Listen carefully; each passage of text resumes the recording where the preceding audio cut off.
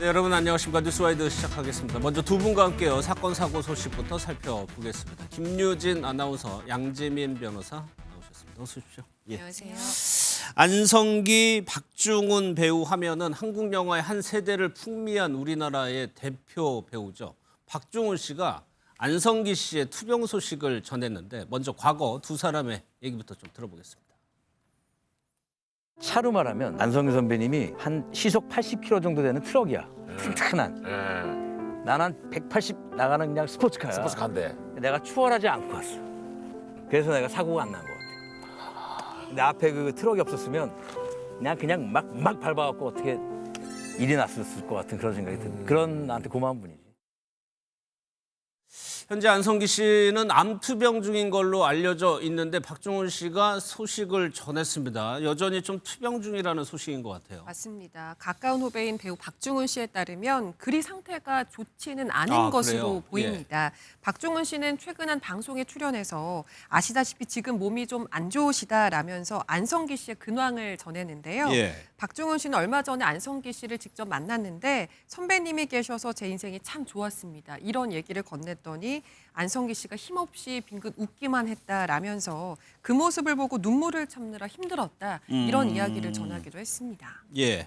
중간에 완치 소식도 들었던 것 같은데 지금은 다시 재발을 해가지고 안 좋아하시는 거예요. 사실 암 진단을 받았을 때 많은 분들이 놀랐었죠. 그렇죠. 예. 왜냐하면 암 진단을 받은 것도 벌써 6년 전의 일입니다. 2019년에 처음 암 진단을 받은 이후에 정말 열심히 치료를 받아서 2020년에 완치되셨다라는 사실 뉴스가 많이 전해지기도 했었거든요. 그런데 안타깝게도 6개월 만에 다시 재발을 하게 됐고요.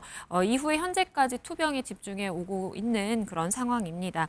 당초에 이제 안성기 씨 관련된 이 암투병 소식은 외부에 잘 알려지지 않았습니다. 예. 그 이유가 본인이 어쨌든 본인의 투병 소식이 외부로 전해지는 것 자체에 대해서 굉장히 좀 부담스러워했고 많은 사람들에게 좀 누를 끼치기 싫었다라는 이 마음이 반영된 것으로 보이고요. 그래서 소속사는 물론이고 주변에서 아름아름 소식을 알고 있는 사람들도 다 이렇게 조용히 함구를 하고 있던 그런 상황이었다라고 전해집니다. 예. 그리고 투병 중에도요. 국민배우라는 이 타이틀에 맞게 영화 관련된 일정을 소화할 때는 가발을 착용하고 이렇게 일정을 소화했다라고 전해지고요. 그런데 안타깝게도 지난 2023년 이후에는 어떠한 공식 석상에서 또 안성기 씨의 모습을 보기는 굉장히 힘들어졌습니다. 예. 이후에 이제 투병 생활에 집중하느라고 사실은 공식 일정을 소화할 여력이 없다라고 전해지기도 했습니다. 예. 그러니까 마지막으로 공식 석상에 안성기 씨가 모습을 드러낸 것이 23년이니까 2년 전의 모습입니다.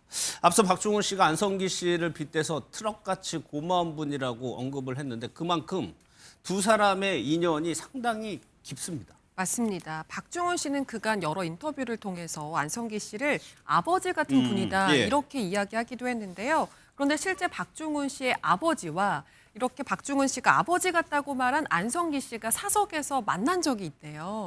그럴 때 그 자리에서 박중훈 씨 아버지가 우리 아들 잘 부탁합니다라면서 예. 90도로 허리 숙여서 인사를 하셨다고 하더라고요. 예. 그 모습이 굉장히 인상 깊었던 건지 안성기 씨가 네가 실수해도 내가 너그럽게 봐주는 건 너희 아버지 때문이다. 이제 이런 이야기를 하신 적도 있다고 합니다. 근데 두 사람은 서로를 향한 굉장히 애틋하고 각별한 마음을 여러 차례 인터뷰를 통해서 표현을 했던 적도 있는데요. 그렇죠. 예. 앞서서 영상으로도 봤지만 박중훈 씨는 안성기 씨를 든든한 트럭 같은 존재다. 그 덕분에 다른 길로 빠지지 않고 과속하지 않고 올 수 있었다. 이런 표현을 한 적이 있었고요. 예. 안성기 씨는 박중훈은 영겁의 인연이 있는 후배라면서 두 사람의 깊은 인연을 드러내기도 했습니다. 예. 사적으로 두 분이 가까운 것뿐만 아니라 80년대, 90년대 영화 저희가 자료 사진으로 내보내드린 영화 보시면 아마 기억이 나실 겁니다. 굉장히 많은 영화, 그것도 히트한 영화에 두 분이 같이 출연을 많이 했어요. 맞습니다. 두 분은 정말 영화계에서도 잘 알려져 있는 단짝으로 볼 수가 있겠는데요.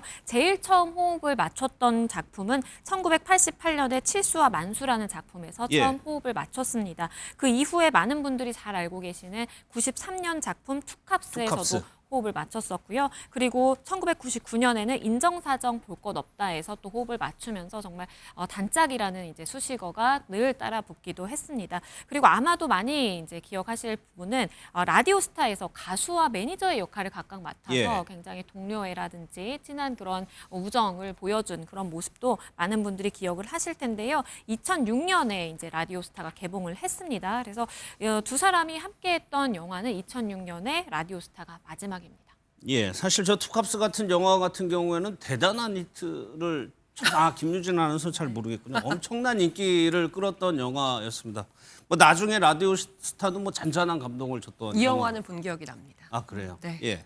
그래서 두 분이 아까 23년인가요? 공식 석상에 두 분이 같이 모습을 드러낸 게 그때가 부천 영화제 때였나요? 맞습니다. 예. 부천 판타스틱 영화제 레드카펫 행사였는데요. 두 사람이 함께 입장을 하는 모습을 볼 수가 있었습니다.